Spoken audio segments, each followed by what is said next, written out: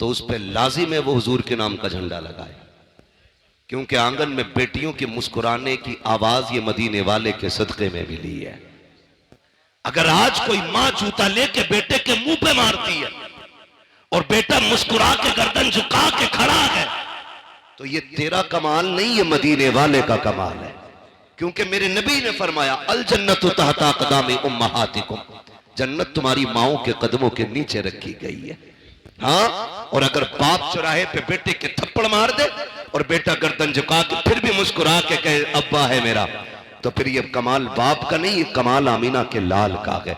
इसलिए कि मेरे नबी ने फरमाया था, क्यों अगर तुम ये देखना चाहो कि तुम्हारा रब तुमसे राजी है कि नाराज, फरमाया फिर बाप का चेहरा देखो। अगर तुम्हारा बाप तुमसे राजी है तो समझ लेना पैदा करने वाला खुदा भी तुमसे राजी है, पैदा करने वाला खुदा भी तुमसे राजी है। तो जिसे बाप मिला वो झंडा लगाए, जिसे मां मिली वो भी झंडा लगाए, जिसे बेटी मिली वो भी झंडा लगाए, और जिसे आजादी मिली वो भी झंडा लगाए। वरना तारीख तो यहां तक रखी है, दुनिया ईरान के किस्से पढ़ती है, दुनिया यूनान की कहानियां सुनाती है, बड़े बड़े तबीबों की दास्तानें उठा करके देखो। एक दौर ऐसा भी गुजरा है, बड़े अदब के शहर में, हकीमों के शहर में कानून ये था, किसी कमजोर को जीने की इजाजत नहीं थी, सिर्फ ताकतवर जिया करते थे।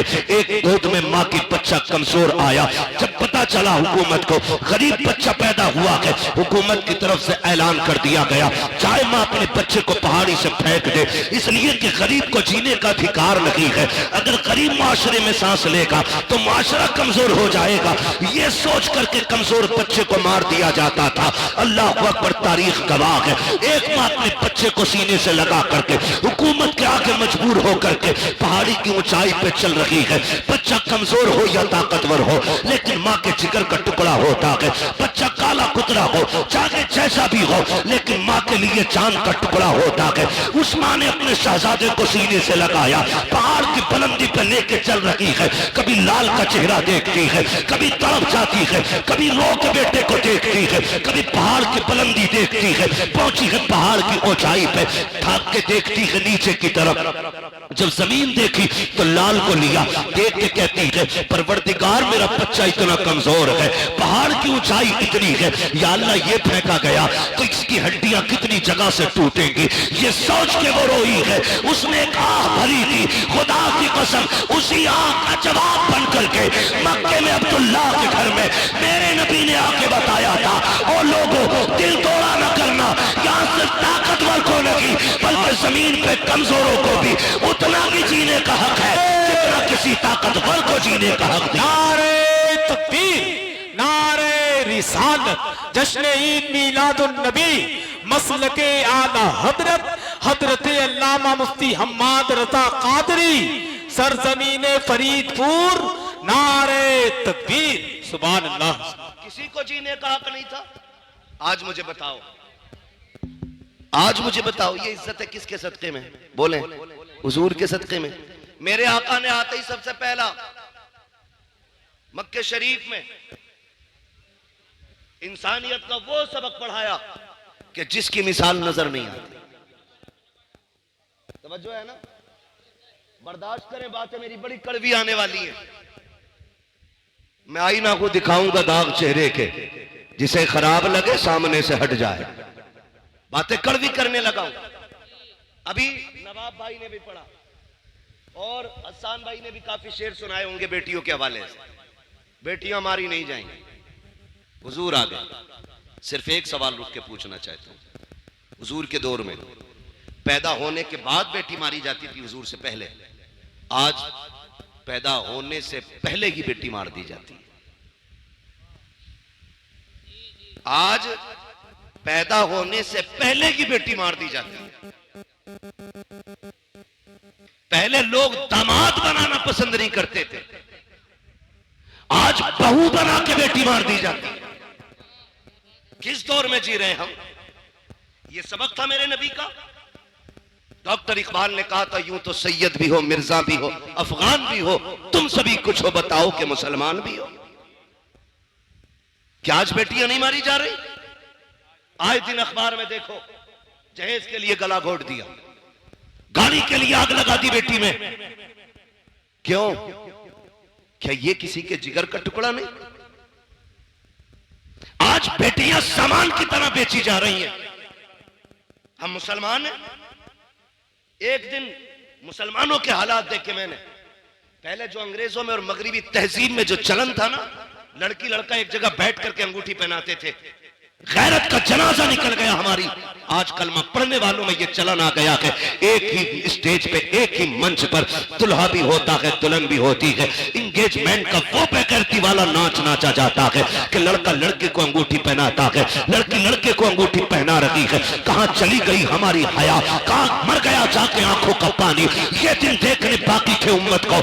एक तरफ खजा के अंदर बेटियां बुर्का पहन करके सो रही है कि अगर हमारे ऊपर बिल्डिंग गिर भी जाए, लोग हमारी लाशें निकालने आए तो हमारा बदन बेपर्दा नहीं होना चाहिए। वो नकाब में खजा के अंदर मलबे से तभी निकलती है और हिंदुस्तान देश की सांस लेने वाली मेरी कौम की बेटियां बेगैरती का जनाजा, इतनी तेजी से गैरत का जनाजा निकाल रही है, अंगूठी मर्दों के सामने पहना रही है। और यार किधर चली गई हमारी गैरत? मैं पूछना चाहता हूँ, आका करीम तशरीफ लाए, बेटियों को इज्जत मेरे नबी ने बख्शी है। मुझे बताओ तो सही, हमने मुआशरे को कितना बचाया है? कितनी आसानी से कह देते हैं मौलाना 7 उम्रें करके आया हूं, मैंने 8 उम्रें कर लिए हैं। क्या नतीजा इस उम्रों से? अगर तेरी बेटी मंच में बैठ करके गैरों के सामने अंगूठी पहनाए, इसे गैरत कहते हो, इसे तरक्की कहते हो? मैं तो ये कहता हूं वो अंधेरा की भला था कि कदम राह पे थे, रोशनी लाई है मंजिल से बहुत दूर हमें। रोना नहीं चाहिए आज हमें, रोना नहीं चाहिए। बात उलमा की आती, कहते मौलवी पुरानी बात पीट रहा। याद रखिएगा, हम पुरानी करते हैं लेकिन इतनी भी नहीं कि जो चले ना। हम जो बात करते हैं ना, ये वो बात है जो खुदा की कसम यहां भी चलेगी, मरने के बाद वहां भी चलेगी। भाई इसका ई को कम करो, आवाज दो यार, आवाज साफ समझ में आनी चाहिए। तवज्जो है ना सारे लोगों की? ये कंडीशन हमारी है, अंगूठी पहनाई जा रही है। अंगूठी शर्म नहीं आती है? जानते हो तो मैं बताऊं इस्लाम का दौर कैसा गुजरा। मौलाए कायनात मौला अली रजी अल्लाह ताला, जिनको हैदर कर्रार कहा जाता है, जिनको शेरे खुदा कहा जाता है, जिनकी तलवार चलती थी तो फिजा से आवाज आती थी, आवाज आती थी शाह मर्दा शेरे यज़दा कुव्वते परवरदिगार ला फता इल्ला अली ला सैफा इल्ला जुल्फ़िकार। ऐसी आवाज आती थी जिनके तलवार के टाइम पे। उनका दौरे खिलाफत है, दौरे खिलाफत। एक बच्ची ना नकाब की ओढ़ करके चौराहे से गुजर रही है। तवज्जो है ना, सुन रहे हैं सारी बात? बहुत गौर से मेरी बात सुनिएगा। चौराहे से बच्ची गुजर रही है और चेहरे पे नकाब पड़ा है, कपड़ा पड़ा है। अचानक हवा का झोंका आया और बेतवज्जोही से बच्ची के चेहरे का नकाब उड़ गया। उड़ा और इतनी देर के लिए उड़ा के उड़ते ही फिर अपनी जगह आ गया। उसी बीच एक नौजवान की नजर उसकी आंखों पे पड़ गई। आंखों की खूबसूरती देखी दीवाना हो गया। लेकिन वो बिगड़े हुए नहीं थे। मैं ये भी बता दूं, वो ऐसे नहीं थे कि रात के 3-3 बजे 2-2 घंटे नाली पर बैठ के मोबाइल से बात कर रहे। अच्छा खासा पढ़ा लिखा इंसान हो के 3 घंटे नाली पे बैठ के मच्छर मारता, 3-3 घंटे। और फिर कह रहे अब्बा रिश्ता तेरी मर्जी से नहीं अपनी से करूंगा। क्यों? कि तुम्हें नहीं पता औरत कैसी होनी चाहिए। अबे जानवर, जिसकी जिंदगी 40 साल एक औरत के साथ गुजर गई, उसे नहीं पता बीवी कैसी होनी चाहिए? तो 3 घंटे नाली पे बैठ के बात करके आया है और तुझे पता है औरत कैसी अच्छी होती है। ये कंडीशन हमारी कौम की। तो चेहरे पे नजर पड़ी ना, जैसी नजर पड़ी देखा तो कुछ और नहीं, एक बूढ़ी औरत को बुलाया, कहा अम्मा, कहा हाँ, कहा फला जो बच्ची है ना उसके लिए मेरी शादी का पैगाम ले जा। क्या कहा? क्या ले जाना है? शादी का पैगाम ले जा। जब इतनी बात कही ना, बुढ़िया ने कहा क्यों? कहा अम्मा बात यह है कि वो रास्ते से गुजर रही थी, मेरी नजर उसकी नजरों पे पड़ गई और मैं उसकी आंखों पे फिदा हो गया, मुझे उससे निकाह करना है। जब वो बूढ़ी पैगाम लेके आई ना और बच्ची से कहा बेटी एक नौजवान है, वो तुम्हारी आंखों पे फिदा हो गया है, तुमसे निकाह करना चाहता है। बच्ची ने कहा मां उसने मेरी आंखें कहां देखी? उसने कहा, उसने बताया कि तुम चौराहे से गुजर के जा रही थी तो उसकी नकाब पलटी, हवा से तुम्हारी नकाब उड़ी और उस जवान की आंखें तुम्हारी आंखों से टकराई। कहा बस वो आंखें देख के फिदा हो गया। बच्ची ने जानते हो क्या कहा? उसने ये नहीं कहा चलो एक फॉलोवर बढ़ गया, हाँ, उसने नहीं कहा मेरा एक चाहने वाला बढ़ गया। कहा अम्मा ठहर अभी आती हूं। अंदर गई, चाकू लिया, तबाक लिया, दोनों आंखें निकाली, तबाक में रखी, कपड़ा डाला। कहा मां ये लेके चली जा। बेटी इसमें क्या है? कहा इसमें मेरी आंखें हैं। कहा क्यों? कहा ये आंखें उस जवान को जाके दे जिसका दिल इन आंखों पे आ गया है। इतना सुना, बच्ची के जो आंखों से खून, चेहरा लहूलुहान, बूढ़ी तड़प गई, बेटी ये क्या कर दिया?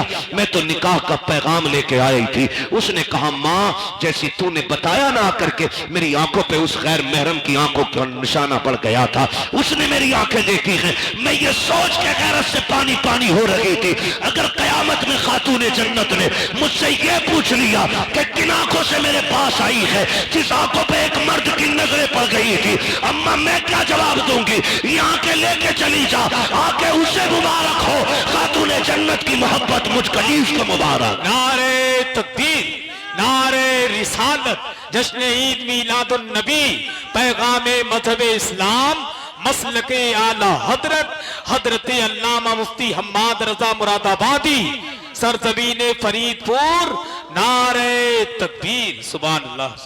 तवज्जो है ना सारे लोगों की? ओ भाई ये कंडीशन, एक दौर हमारा ऐसा भी गुजरा है। आज ना अपनी बेटी खड़ी है, तमाशा बना के तुमने खड़ा किया उसे, तमाशा बना के, और कह रहे जी मौलाना चुप रहो अब जदीद दौर है, न्यू जनरेशन है, ये जो कर रही है भाई अभी से नहीं रोका जा सकता। मैंने कहा तुम नहीं जानते हो, जो हुजूर के हो जाते हैं वो किसी दौर की तरफ नहीं, मदीने वाले मुस्तफा की डोर की तरफ देखा करते हैं। सीधी सी बात, सीधी सी बात। ये हालात हमने बनाए तो रिश्ते हो रहे हैं, उसके अलावा नुकसान आप देखें, बुरा ना मानिए। मेरा नबी बेटियों का बोझ बढ़ाने नहीं, बोझ घटाने आया है। बोझ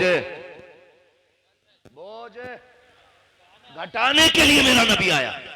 आज कितना बड़ा बोझ हमने बना दिया। बच्चियां जवान होती हैं ना, बाप के सर पे सफेदी आने लगती है। इसलिए नहीं कि वो बच्ची नहीं पाल सकता, जो बाप 18 बच्चे पाल सकता है उससे 2 बेटियों की रोटी नहीं कमेगी? कमा सकता है ना, फिर भी सफेदी क्यों आ गई? उसे ये फिक्र खा जाती है, खुदा जाने मेरे दरवाजे पे मेरी बेटी का हाथ थामने कौन आएगा। आज रोड पे निकलो लड़के लड़के, मार्केट में जाओ लड़के लड़के, एयरपोर्ट पे जाओ लड़के लड़के, बस स्टैंड में, ट्रेन में लड़के लड़के, लेकिन एक बहन का रिश्ता करने के लिए निकलो ना तो लगता है दुनिया खाली हो गई है। एक सही रिश्ता तलाश करने में बाप और भाई की जूतियां टूट जाती हैं। क्या लड़के मर गए? नहीं हैं, लेकिन बेटी के लायक लड़का नहीं मिल रहा है। ये क्या है? ये हमारे रवैयों की खराबियां हैं, ये हमारी तरबियत की एक वो भद्दी तस्वीर है जिसे आपको बर्दाश्त करना पड़ेगा। कहने को जमींदार भी है, पैसे वाला भी है, लेकिन 5 मिनट बैठ के देखो तो सही से इंसान नहीं लगता है। हाँ, 1800 की जूती ले आए ना तो यूं मुंह पे चढ़ा के रखता है, और जब तक पूछना लो रेट यूं ही हिलाता रहेगा। नीचे कर भाई, ये औकात रह गई है हमारी। क्या है तेरे पास? कितनी दौलत है?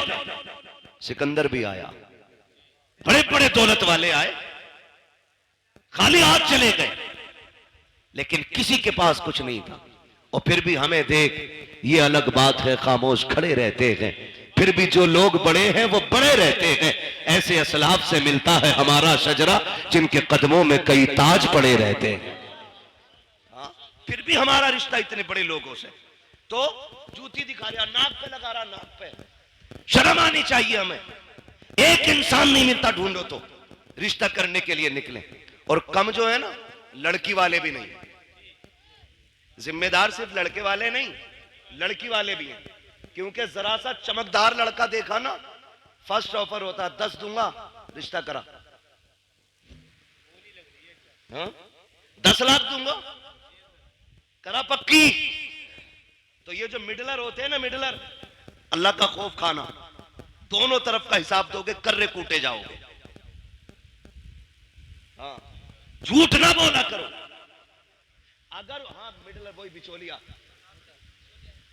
बिचौलिया समझ रहे ना, बिचौलिया जो दोनों तरफ से इधर का पैगाम उधर, उधर का इधर करता। इसका काम यह था इधर का पैगाम उधर पहुंचाना, इधर की उधर लगाना नहीं। लड़की वाले ने अगर कह दिया ना रिश्ता कराओ 10 दूंगा, कह रहे अरे यार 10 दे रहे, 15 तो वहां से मिल रहे, लबारे बेच रहा। गलत नहीं कह रहा हूं, कह रहा 10 दे रहे, 12 वहां से मिल रहे, 15 वहां से मिल रहे। गैरत आनी चाहिए। मुझे तो कभी कभी हैरत होती है, जब तक रिश्ता नहीं होता अब्बा भी चौक में बैठ के कहता है मेरे लल्ला की 70,000 कमाई है, 80,000 कमाई है। जब उसी लल्ला के सर पे सेरा बन जाता है, 8 दिन के बाद बुला के कहता मौलाना तावीज तो दे दो। क्या हो गया? जब से घुसाए घर से निकल नहीं रहा है, 1 रुपया कमा के हमें नहीं देता। मैंने कहा चचा बताना, अभी 7 दिन पहले तो कह रहा था 80,000 कमाता है। कहा मौलाना तुम नहीं समझोगे, रिश्ता नहीं हो रहा था तो 80,000 कमाए, 80,000 बता रहा था। मैंने कहा रिश्ता करने के लिए नहीं, तूने डाका डालने के लिए 80 बताए थे, किसी का घर लूटने के लिए 80 बताए थे। तो ये जो बिचौलिया होते हैं, तुम्हें खुदा का वास्ता झूठ बोल के रिश्ता ना कराना। ऐसे रिश्ते कराओ कि जिन रिश्तों को तुम जोड़ दो आखिरी सांस तक जुड़े रहे। खुदा की कसम, जोड़े भी दुआएं देंगे, उनकी आने वाली नस्लें भी तुम्हें दुआएं देंगी। नारे तकबीर, नारे रिसालत, सरकार की आमद, मरहबा, सरकार की आमद, मरहबा, मक्की की आमद, मरहबा, मदनी की आमद, मरहबा, नारे तकबीर। अल्लाहू अकबर। 15 मिनट बचे, इसे नारों में लगा दो या तकरीर में लगा दो। खैरियत है सारे? चलूं आगे, जरा कह दे या रसूल अल्लाह और जोर से। कुर्बान जाए तुम्हारी जवानी के कसम से, है ना? पबजी कितने लोग खेलते हैं? हाथ नहीं उठवाऊंगा। कई तो पागल हो चुके और कई पागल होने बाकी। जहां देखो वहीं पे इश्क के बीमार बैठे हैं, हजारों मर चुके और सैकड़ों तैयार बैठे हैं, है ना? मेरे बच्चों कान खोल के सुनो, जो आज पबजी खेलेंगे कल भीख मांगेंगे। ये लिखो, तावीज बना के जेब में रख लो। जो आज तालीम के वक्त में गेम खेलेंगे वो कल जवानी में भीख मांगेंगे। जो आज कलम चलाएंगे कल कंप्यूटर उनके इशारों पे नाचेगा। हमें अपना वक्त तालीम को देना है, पढ़ाई में देना है। सेहतें, कई बार देखा 12वीं का झंडा लिए ऐसे हिला रहा और झंडे से ज्यादा खुद हिल लिया। ये जवानियां हमारी। सही सा आदमी थप्पड़ मार दे तो बिजली का पंखा बना देगा और कह रहा वही बनेगी बाबरी मस्जिद, तुझसे अपनी मस्जिद तक जाया ना जाता, बाबरी मस्जिद बनागा। ये कंडीशन हमारी कौम की है। महबूब ने फरमाया जल्दी सोया करो और जल्दी उठा करो, कभी बीमार नहीं हो। 11 बजे तक, 1 बजे तक पबजी खेल रहा है, 12 बजे सो के उठ रहा, 12 बजे फिर कह रहा बरकत नहीं हो रही, बाबा तावीज दो दो। ऐसी पाखंडी बाबा बैठा है, इतना ढोम घाटी है कि वो कह ही नहीं रहा गलती क्या है। तावीज पे तावीज, इसे सोफे में रख, इसे तकिए में रख, इसे गिलाब पे लगा, इसे पेड़ पे लटका, इसे तरास में लगा, इसे सटर में लगा, इसे बाजू में बांध, इसे गले में लटका। खुदा की कसम खा के कहता हूं, जब तक अल्लाह राजी नहीं होगा तावीज तो क्या पूरा पीर गले में लटका ले, कुछ नहीं होगा। खुदा को राजी कर ले, तेरी आंख बाद में खुलेगी। रिस्क का इंतजाम वर्षों से पहले कर दिया जाएगा। जो रज़ाक है उसे भूले बैठे हो, जो चोर है उसे बनाए बैठे हो। सब कुछ बदलो यार अपने तरीके। हम तो मुसलमान हैं, हम जोर से हम मुसलमान हैं। तो देखो हालात, कंडीशन ऐसी है। तवज्जो है सारे लोगों की? जवान है आप लोग? अच्छा एक बात बताओ, खाली लंगर के सहारे आए कि घर से भी कुछ खा पी के आए? खा के आए तो कम से कम इतनी आवाज तो निकालो कि लगे कि पेट भर के बैठे। कहते जरा या रसूल अल्लाह। अल्लाह सलामत रखे। भाई तुम तो मेरे कान पे ही बोल रहे हो। अल्लाह आपको सलामत रखे। अगर ये अंदाज है तो बड़ा प्यारा है। तवज्जो है साहब? नींद तो नहीं लग रही अभी? थोड़ा सा वक्त बाकी है, बस बर्दाश्त कर लें। दवा जितनी ज्यादा कड़वी होती है फायदा उतना ज्यादा होता है। बस यही समझ के, कड़वी बातें समझ के बर्दाश्त कर लें। अल्लाह आपको सलामत रखे। ये रिश्तों की कंडीशन है। 10-10 लाख में लबारे बिक रहे हैं, और बिकने वालों को मैं कुत्तों के पिल्ले से भी ज्यादा अहमियत नहीं देता। नुकसानात बहुत है। तो जरा सा चमकता लड़का देखा, 10 दे देंगे, कराओ बात। लड़के वाले के भाव हो गए 10 मिलने। इतने तो मेरी जमीन में भी ना बढ़े। 5 बीघे ली थी, अभी वही 8 की हुई है, 7 की ली थी, और लड़के में डायरेक्ट 10 लाख। कहा नहीं जी, वहां भी नहीं करनी है। तो लड़की वाला फिर कह रहा है चलो 15 दिलवा दियो। मैं आपको एक बात बता दूं, जिंदगियां पैसे से खुशी के साथ नहीं गुजरती हैं, जिंदगियां प्यार से खुशी के साथ गुजरा करती हैं। अगर पैसा खुशी के लिए काफी होता ना, तो आज आप देखें जितने एक्टर्स हैं, किसी के 6 निकाह हो गए, किसी के घर में 17 निकाह के बाद कोई आके 18वें निकाह में बैठी है, जबकि पैसा मुंह छूटे। पता ये चला दौलत में सुकून नहीं, मदीने वाले की सुन्नत में रब ने सुकून रखा है। पैसे वाला ढूंढ रहा 10 लाख 20 लाख, और पता ये चला कि बिक गई सारी। 8 दिन न लगे, बिक गई। क्योंकि लल्ला बस कहते, मैंने पता चला था कि बियर पी रिया, तो क्या बियर थोड़ी, वो जूस पीवे। जूस बता रहा बियर को, शराब है ये, हराम है ये। मौलाना जूस है ना, मौलाना को ना पता। बेटे जितने ब्रांड तू जानता है ना, वो कहां से बनते हैं ये सब मौलाना जानता है। ये कान खोल के सुन लेना कि मौलाना को जूस बना के उल्लू ना बनाना। मौलाना इस जूस की पूरा मिक्सचर जानता है, ये कहां से बना है। तो कह रहे जूस पी रहा, शादी से पहले जूस पी रहा था, अब चुपके से कह रहा रात को ना कोई तावीज दे दो, पौवा पी के पड़ा था। बिक गई सारी, रह गई धनी की धनी दौलत। रिश्ते अगर तलाश करने गए, अमीरों की चौखट पे नहीं, मस्जिद के दरवाजे पे जाके तलाश कर। आप कहेंगे वहां कैसे? गारंटी है मेरी, जा।